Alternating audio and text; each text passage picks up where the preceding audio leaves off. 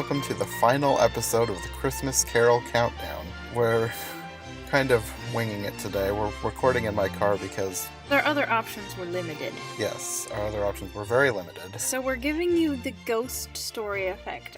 We really need like a little lantern. Yeah, we're recording this on Christmas Eve, the day before Christmas. Yes.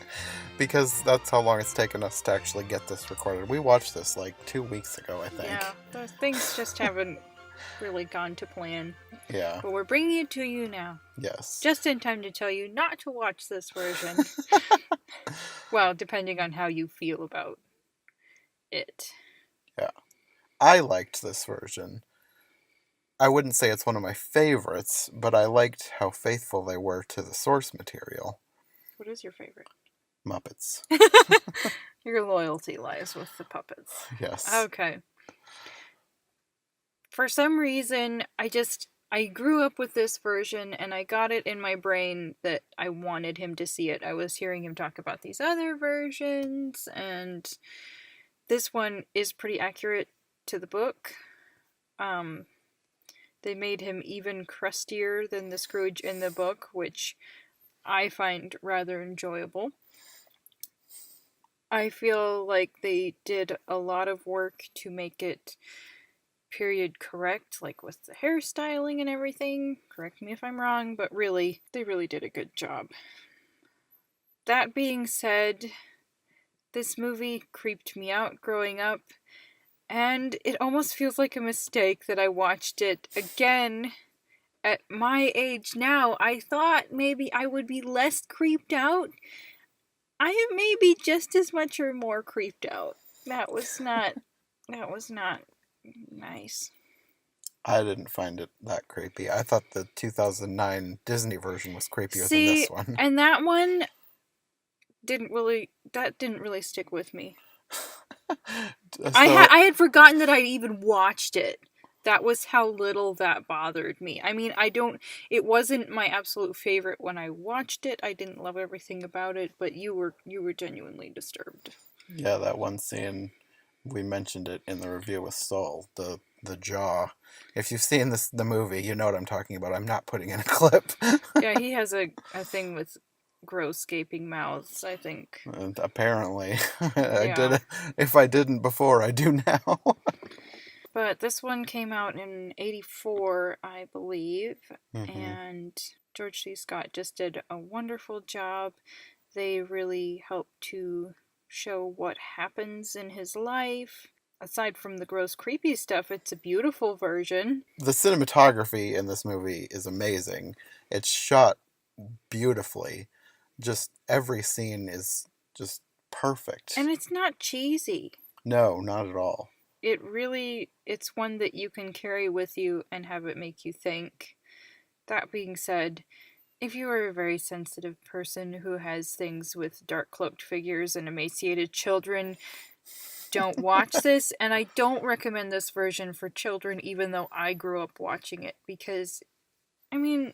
It scarred her for life. Can you imagine showing this one to like a 7-year-old? No. If you want a movie that is pretty close to the book, if you want a version that's genuinely going to make you think, Fred was a really good character in this version. I would say, like, all the actors in this version were very good. Maybe the children weren't as good as the adults, but they were fine. One of the things that stuck out to me most was Tiny Tim's makeup. They were communicating that he was sickly, but to him it was like Tiny Tim had a smoky eye throughout this whole film. They were just trying to communicate that he was not well, and they made it obvious, but I don't think it's totally over the top, and they made him innocent, but I don't feel like they made him totally hammy. Mm-hmm. In his goodness. They just made him a really nice child. Mm-hmm. Which also makes you think. And I don't feel like they overdid or underdid either the part of the story with Fred or with the Cratchits, which the ratio can be off in other versions, definitely. Where they're focusing too much on one, not enough on the other. What are your feelings on the other ghosts? Besides the one that terrified you as a small child. The first ghost creeps my mother out, but I don't mind her. I think she's nice. And I think the way they go back into his childhood is really good. It's not totally accurate to the book because in the book he's actually really upset about his childhood, and in this version he's like, I had my books, I had my imagination, I was good. But when you transition into his relationship with his father, then that's very gloomy. The middle ghost, the ghost of Christmas Present, I love how jolly he is. I love his laugh. It's one of the more humorous parts of the story when you have those Mm-hmm. interactions between him and Scrooge.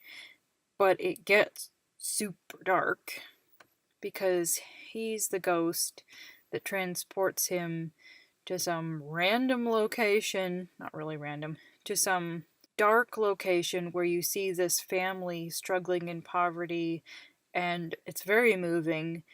And then you find out that he has creepy metaphorical children living under his robe in rags named Ignorance and Want. And oh my goodness. That's just. Oh, I don't know who they got to play those kids, but they did a really good job. At least in makeup, they did a really good job. I don't think, these children weren't unhealthy, but they made them up to look really Mm-hmm. unhealthy. And they didn't bother me at all. But They really bother me.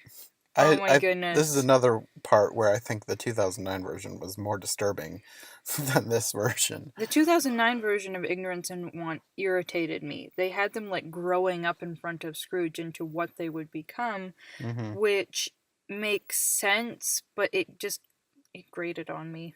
And then of course you transition into The Ghost of Christmas Future, which also looks like an emaciated being. Because all you have is this little scraggly bony hand sticking out. And that's another thing. You can't see its face.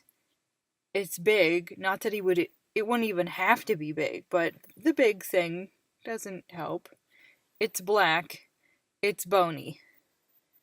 Whatever is under there, it's not Charlton Heston. I'm trying to think of, okay, who's not Chris Hemsworth? It's not Dana Andrews. Depending on whether you're an old movie person or a new movie person. It's whatever is under there does not look good. And if they weren't telling you that it had good intentions for him, it would not look like anything that had any sort of good intentions for anybody. Yeah, if you were alone with that. Yeah. If I were Scrooge, I'd want a shiv handy. Anyway. So now that we know all the things that terrified you about this movie, you talk like you do like some parts of it. So, like, what are your favorite parts? Or are you too focused on all the emaciated children and bony hands? I like the the warmth and the horror, but the warmth of it.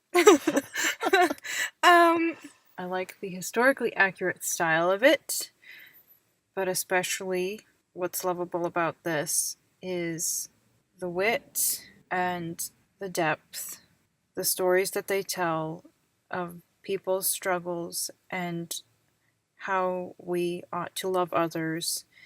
The wit in it helps to break it up.